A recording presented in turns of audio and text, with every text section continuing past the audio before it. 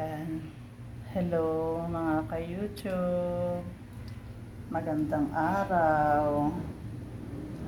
Ito yung pangalawang video ko. Ngayon po ay gagawa po tayo ng healthy na juice or pwedeng pang detox, no? Gamit ang malunggay. So alam natin yung malunggay, napakarami talagang vitamina makukuha rito, no? Malunggay, ito yung pinaka-main natin na ingredients, yung malunggay. So gagawa tayo ng juice. Ito, lalagay lang muna natin sa blender itong malunggay. Nasa sa inyo po kung gaano karaming malunggay ang gusto nyo, no? As long na kaya nyo siya, kaya nyo inumin, no?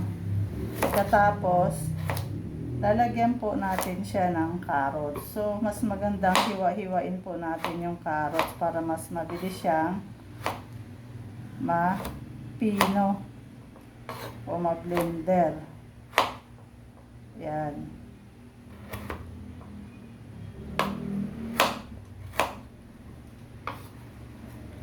Iniinom ko po ito. Dati na po talaga ako umiinom ng malunggay. Gawa kong parang tubig. Instead na plain na tubig na mainit, ang ginagawa ko, yung malunggay, pinapakuluan ko, tapos sinasala ko. Yun yung nilalagay ko sa takore or sa tawag dito, sa thermos. So doon, mga ilang araw yun bago siya uminit, ay lalamig, no? Kaya nai-stack yun. Yung pinakatubig mo, instead na plain na water. Yun yun. Yun yung ginagawa ko din sa mga anak ko. Kasi mga anak ko hindi kumakain ng gulay. Bihira din kumain ng prutas or napakapihikan talaga. So, ganito yung ginagawa ko sa kanila nung maliit pa. Tapos ngayon kasi, hindi mo na rin talaga hindi mo na talaga maisahan. Kasi alam na nila yung mga ginagawa ko. So, ito lalagyan po natin to ng tubig. Isang basong tubig. Isang basong tubig lang muna. Tapos, i-adjust nyo na lang naman to kapag ka na-blend nyo na lahat. So,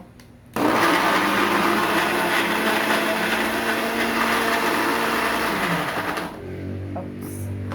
Kalimutan ko, lalagyan pala natin siya ng, hindi ko alam, nakalimutan ko tawag dito. Pero pwede kasing orange, no? Pero since wala po kasi akong orange, so ito yung nabili ko, kalahati lang nito pwede na.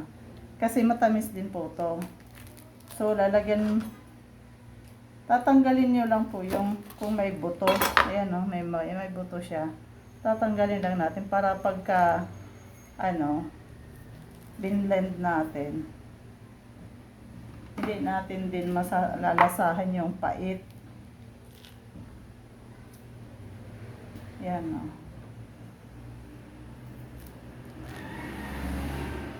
So, ito ang ginagawa ko. Na-alternate ko lang. Pwede naman pong malunggay, carrots lang kung gusto nyo. O kaya naman, malunggay, carrots, lalagyan ng pineapple.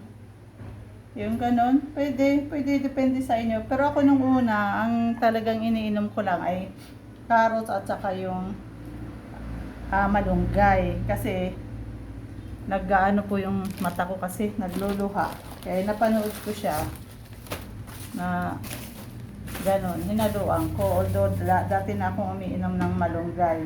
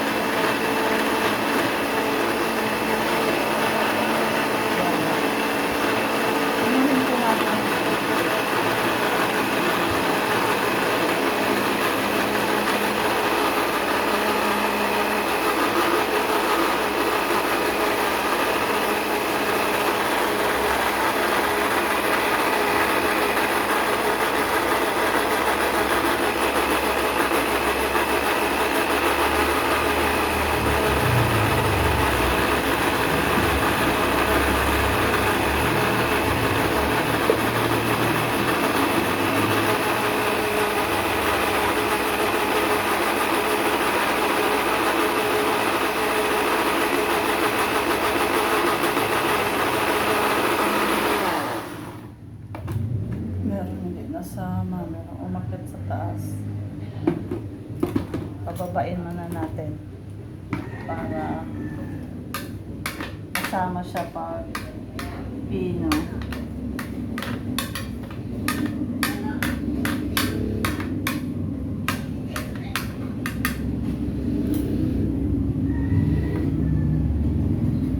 Pati dito meron.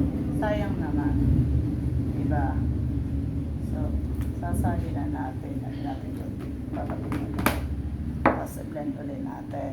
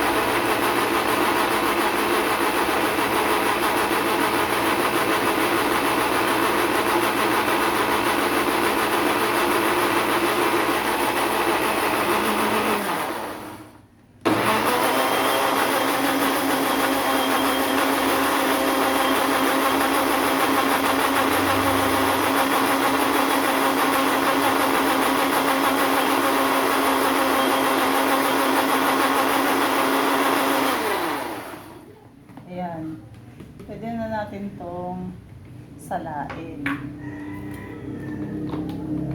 Salain natin. Pati ito inahawakan ko. Ayan. Para pag ininom po natin, hindi po siya yung gaspang. Kasi syempre pagka magaspang, may tendency na aayaw tayo. No? Yung iba naman, naiinom naman talaga din nila. Ako minsan naiinom ko. Pero syempre, para mas mabilis natin talagang mainom. So, sasalain lang natin to. Salain natin ng... Ayan. Hindi po muna ako magpapakita sa inyo.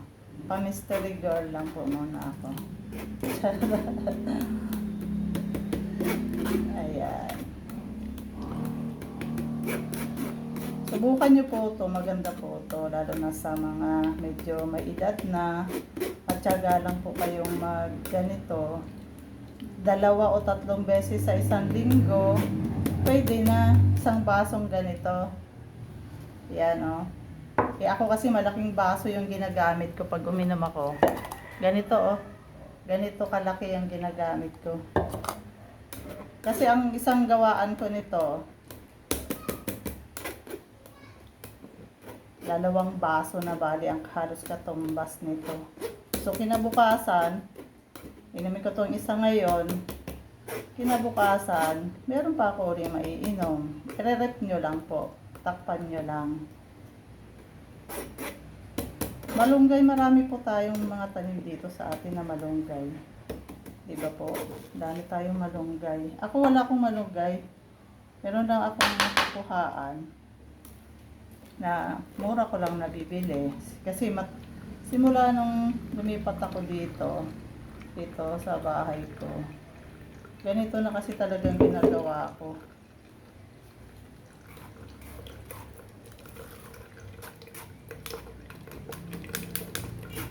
Hilig akong magawa ng mga ganitong mga inumin.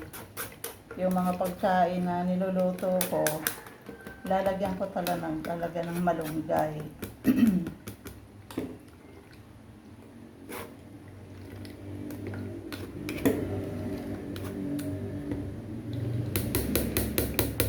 Sala-sala.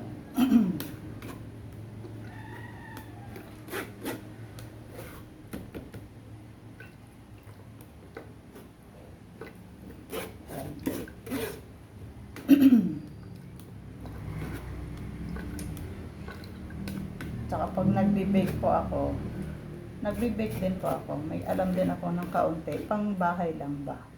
Yan, nilalagyan ko ng malunggay. Kung saan ko pwedeng maitago yung malunggay na hindi makita ng anak ko. Yan, ginagawan ko yun ng paraan. Lalo na sa mga, yung banana, yung muffins, banana muffins. Yan, may saging na. ay malunggay pa. So hindi nila malasahan yun. Kasi may kasama na kasing chocolate, di ba ba? Ay chocolate ko kasi yun. Kaya kala nila wala. Pero meron. So lalagyan natin ng tubig. Kasi ibabalik natin dito. Yan eh. Para malinis siya. Tsaka sayang naman yung dumikit eh. Sayang yung dumikit sa gilid-gilid. Yan. Simutin natin. Yan.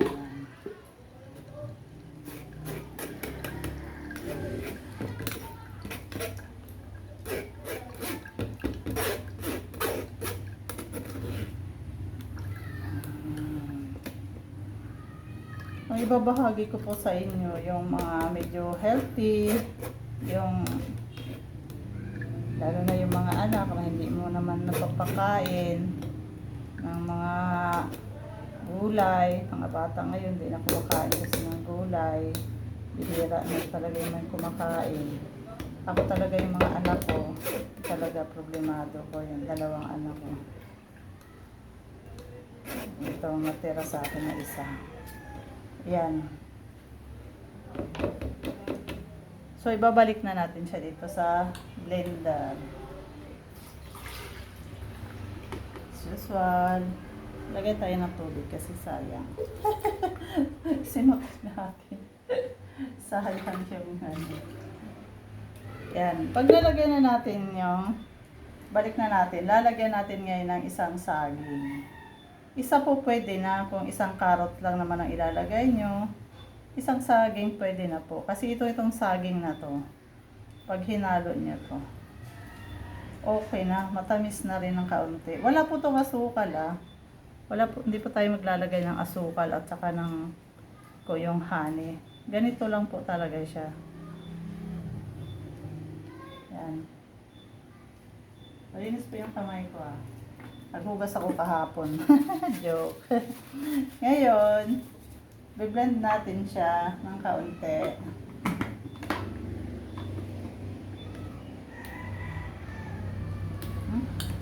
Ito pala.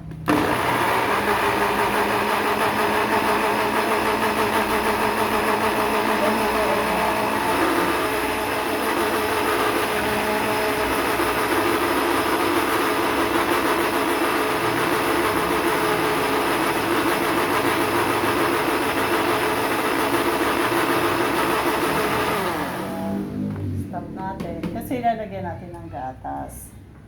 Dito po, pwede naman pong fresh milk. Lagyan nyo ng isang 1 cup na fresh milk. No?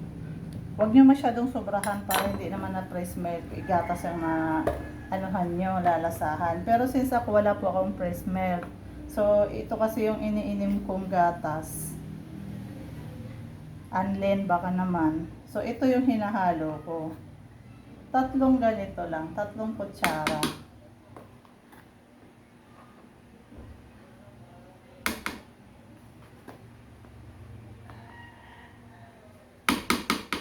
Yan, 3 kutsara. Saka natin ulit i-blend.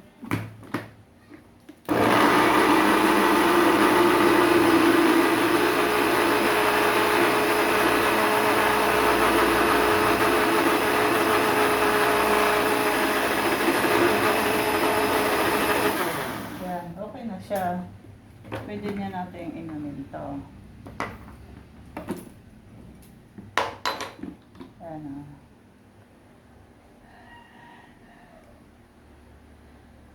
Inumin nyo. Tingnan nyo, diba? Parang mahigit sa 2 baso. So ako, isang baso ang iniinom ko yung malaki. Tapos, kinabukasan ulit yung isa. So, try nyo po to. Pang detox, healthy living instead na mag-inom tayo ng mga kung ano-anong mga juice ba na may mga preservatives. So ito, malaking bagay sa katawan at saka yung 'di ba yung malunggay kasi pang cancer na rin siya, anti-cancer siya. So inom po tayo nito. Bye guys! Thank you for watching. Please subscribe, likes. Salamat. God bless po.